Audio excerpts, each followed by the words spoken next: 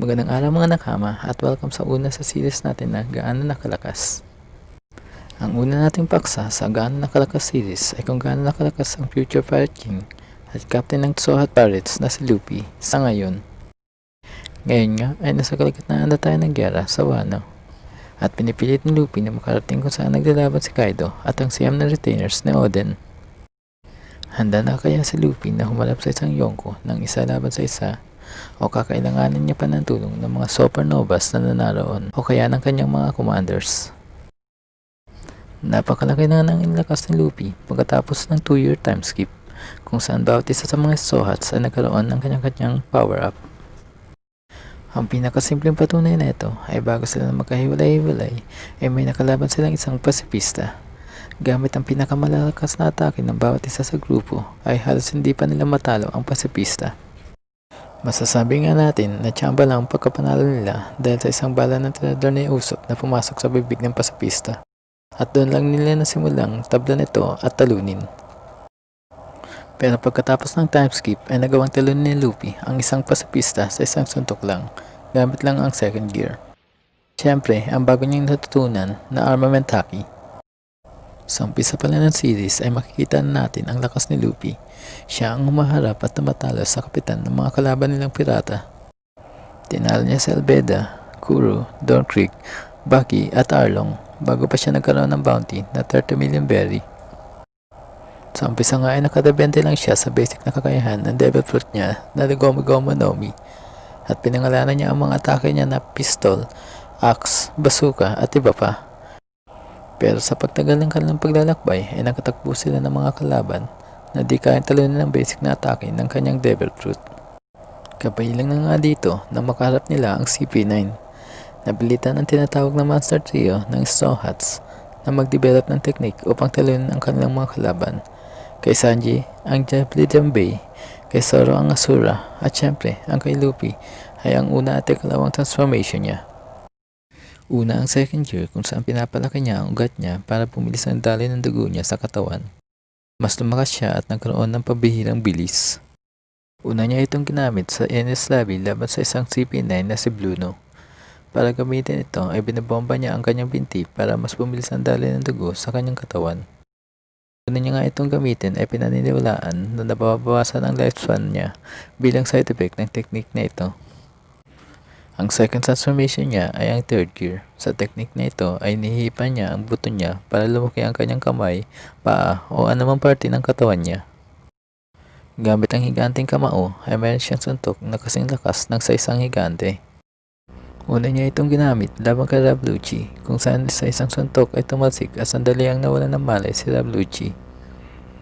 Tinanggap niya ang suntok ng dating Fleet Admiral na si Goku habang gamit ang Medical Devil Fruit neto dahil sa kanyang Balloon Fusion na isang uri ng third gear.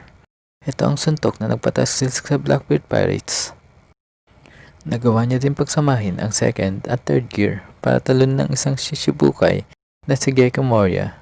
Pero bago niya pagsabayin ang second at third gear ay nagkaroon pa siya ng isang pansamantalang transformation. Ito ang Nightmare Luffy. Ang form na ito ay nakuha niya nang ipasok sa kanya ang 100 anino ng mga tao. Sa form na ito ay lumaki si Luffy at nagkaroon ng gray na balat. Naging pabihira din ang lakas niya at nakaya niyang salagin ng isang kamay ang suntok ni Ors na noon ay nagtataglay ng anino ni Luffy. At napakadali din tinalo ni Luffy si Ors na halos doble ang laki sa isang higante. Pero dahil ang transformation na ito ay nagamit niya lang dahil sa kapangyarihan ng Gecko Moria, ay di niya na ito nagamit pa uli. Maaaring magamit niya pa din ito sa uli kumpara sa kanyang gear port kung sakaling kumapit sa kanya si Gecko Moria laban kay Blackbeard. Pero kahit pa lumakas at bumilis siya dahil sa third at second gear, ay di pa din ito naging sapat na makaharap niya na ang mga admirals na nagtataglay ng pinakamalalakas na Logia Devil Fruits. Di niya nga kayang tablan ang mga ito dahil sa special characteristics ng mga katawan ng mga Logia Devil Fruit users. Pero bago pa niya makaharap ang mga admiral ay problema niya na ito bago pa sila pumasok sa Grand Line.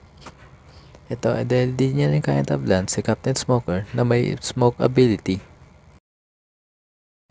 Nasolusyonan lang ang problemang ito pagkatapos ng 2-year time skip kung saan tinuruan siya ni Rayleigh na gamitin ang observation at armament haki Pagkatapos nga ng time skip ay lalo lumakas ang kanyang second at third gear. Sa isang suntok nga ay tinalo niya ang isang pasipista dahil hinaluan niya ng haki ang kanyang second gear. At binabalutan niya din ng haki ang kanyang higanting kamao habang gamit ang third gear. Kaya lalo lumakas ang atake niyang ito. Kanya nga itong unang pinakita nang suntukin niya ang Kraken. At syempre, nagdevelop pa siya ng isa pang transformation na mas malakas at mas mabilis sa second at third gear. Kasi ayon kay Doflamingo, mabilis nga ang second gear pero wala itong lakas. Samantalang ang third gear ay napakalakas pero walang pag-asang tumama dahil sobrang bagal neto. Dito na pumasok ang third transformation ni Luffy, ang Gear Port. Merong 3 forms ang Gear Port. Ang una ay ang Bounceman o Boundman. Form na ito ay ginamit niya para talunin si Doflamingo, ang pinakabalanse sa tatlong form ng Gear Port. Sa form na ito ay kaya niyang lumipad at nagpakita ng pinakamalakas na atake ni Luffy so far, ang King Kong Gun. Sa Gear Port form ay napagsama ni Luffy ang elasticity ng kanyang rubber ability at ang tigas na dala naman ng haki. Ang second form naman ay ang Tankman. Ito ang defense-oriented form ng Gear Port. Dahil sa sobrang pagkain ni Luffy sa Biscuit Army ng Street Commander ng si Cracker, ay lumaki at pumagat si Luffy. Di na siya tumatalbog gaya ng Boundman form niya, pero nagawa niya tanggapin ang atake ng espada ni Cracker na balot ng napakalakas na armament haki. Bago niya ito patalsikin si Cracker pabalik sa castle ni Big Mom. Ang third form ng Gear Port ay ang Snake Man. Sa form na ito ay hinarap niya at tinalo si Katakuri. Mas payat ang Snake Man kaysa dalawang unang nabanggit na form. Mas pumilis siya at nadagdagan din ang agility sa form na ito. Kabaliktaran ng Tankman ay masasabi natin na nakabase sa opensa ang Snake Man. At sa laban din nila Katakuri ay natutunan ni Luffy ang Advanced Observation Haki o kakayahan na makita ang maikling panahon sa hinaharap. Malamang na mas maiksing pa ito sa 5 segundong future sight ni Katakuri. At kahit pa nga sa lahat ng gear, form at ability ni Luffy ay nagawa pa rin siyang i-one-shot ni Kaido. Kaya pinag-aaralan niyang gamitin ang Advanced Armament Haki o Ryu ayon sa mga taga-Wano. Kapag nagawa niya itong matutunan ay kakayanin niyang i-bypass ang makapal na balat o kung anumang depensa ang meron si Kaido at Big Mom. Mula kay Hoodie Jones, Doflamingo, Cracker at Katakuri, isama na natin ang maikling pag-aharap nila ni Kaido ay lagi nasusubok ang kakayahan ni Luffy sa laban. Nang makaharap at talunin niya si Doflamingo ay nilagpasan niya nga ang level ng Shichibukai at natalunin niya si Katakuri na top suit commander ni Big Mom ay umangat siya sa top commander level status. Pero makas pa si Luffy pagkatapos nila maglaban ni Katakuri. Lumakas ang base from niya dahil sa training na ginawa niya habang nakakulong kasama ni Kid. Masasabi natin na sa ngayon ay mas mataas siya ng konti sa isang top commander ng isang Yonko tulad ng Katakuri, King at Marco. Pero pwede pa rin naman siyang talunin ng mga ito. Pero medyo malaki pa din ang lamang ng isang Yonko sa kanya. At di niya kakayanin na diretsong laban o isa laban sa isa ang sino man sa mga Yonko sa ngayon. Palagay ko ay nasa Admiral level na ngayon si Luffy base sa mga naging laban niya at sa mga bago niyang transformation. Bukod dito ay tinataglay niya din ang Conqueror's Haki na bibihira lang ang may kakayahang gumamit. At syempre ang kanyang espesyal na kapangyarihan o katangian na ayon kay Mihawk ang pinakamalakas sa lahat.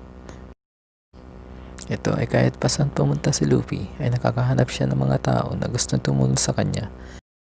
Nakasurvive nga si Luffy sa Battle of the Best sa Marineford dahil sa tulong ni Nabawa Hancock, Ivankov, Crocodile, Whitebeard, Pirates at iba pa. Nagawa niya din na magkaroon ng Grand Fleet na mayroong higit sa 5,000 miyembro. Ano sa palagay niyo mga nakama? Above Commander level na nga ba o Admiral level na nga ba si Luffy? Comment lang mga nakama, huwag mo din kalimutang i-like at mag-subscribe kung sakaling nagustuhan mo itong video na ito. Salamat sa panonood.